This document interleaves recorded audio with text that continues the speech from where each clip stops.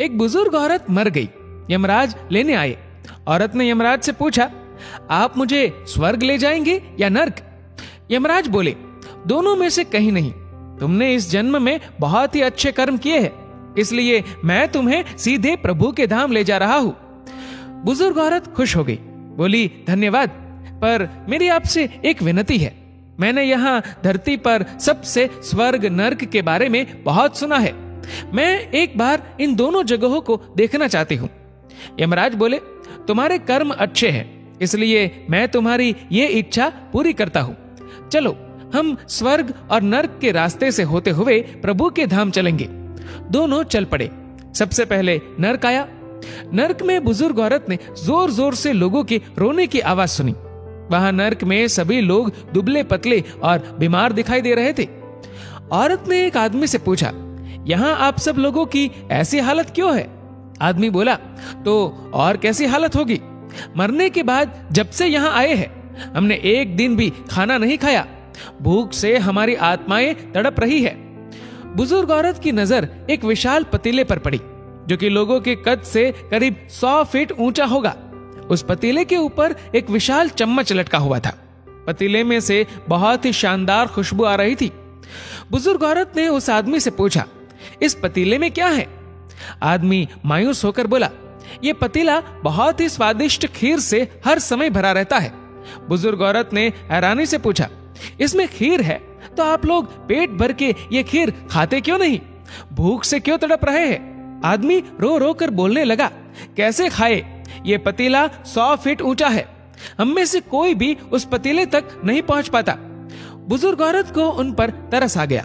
सोचने लगी, बेचारे खीर का पतीला होते हुए भी भूख से बेहाल है। शायद ईश्वर ने इन्हें यही दंड दिया होगा। अब यमराज बुजुर्ग औरत से बोले, चलो हमें देर हो रही है। दोनों चल पड़े। कुछ दूर चलने पर स्वर्ग आया। वहां पर बुजुर्ग औरत को सबकी हंसने व खिलखिलाने की आवाजें सुनाई दी। सब लोग बहुत खुश दिखाई दे रहे थे। उनको खुश देखकर बुजुर्ग औरत भी बहुत खुश हो गई। पर वहां स्वर्ग में भी बुजुर्ग औरत की नजर वैसे ही 100 फीट ऊंचे पतीले पर पड़ी जैसा नर्क में था। उसके ऊपर भी वैसा ही चम्मच लटका हुआ था। बुजुर्ग औरत ने वहां लोगों से पूछा, इस पतीले में क्या है? स्वर्ग के लोग बोले कि इसमें बहुत टेस्टी खीर है। बुजुर्ग औरत हैरान हो गई। उनसे बोली, पर यह पतीला तो 100 फीट ऊंचा है। आप लोग तो इस तक पहुंच ही नहीं पाते होंगे। उस हिसाब से तो आप लोगों को खाना मिलता ही नहीं होगा।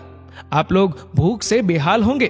पर मुझे तो आप सभी इतने खुश लग रहे हो, ऐसे कैसे? उनमें से एक व्यक्ति बोला, हम सब लोग तो इस पतीले में से पेट भर के खीर खाते हैं। औरत बोली, पर कैसे? पतीला तो बहुत ऊंचा है।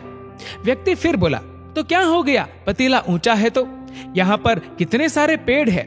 हमने इन पेड़ों की लकड़ी ली, उसको काटा और एक विशाल सीढ़ी का निर्माण किया। उस लकड़ी की सीढ़ी के सहारे हम पतीले तक पहुंचते हैं और सब मिलकर खीर का आनंद लेते हैं। बुजुर्ग औरत यमराज की तरफ देखने लगी। यमराज मुस्कुराए और बोले, ईश्वर ने स्वर्ग और नर्क मनुष्यों के हाथ में ही सौंप रखा है। चाहे तो अपने लिए नर्क बना ले, चाहे तो अपने लिए स्वर्ग। ईश्वर ने सबको एक समान हालातों में डाला है। उसके लिए उसके सभी बच्चे एक समान है। वो किसी से भेदभाव नहीं करता।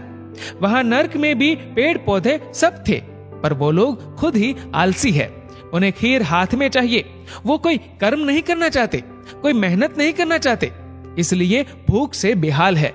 क्योंकि यही तो ईश्वर की बनाई इस दुनिया का नियम है। जो कर्म करेगा, मेहनत करेगा, उसी को मीठा फल खाने को मिलेगा। स्वर्ग के सपने छोड़ दो, नर्क का डर छोड़ दो। बस आपकी वजह से किसी का दिल ना दुखे, इतना सोचो। बाकी सब कुदरत पर छोड़ दो।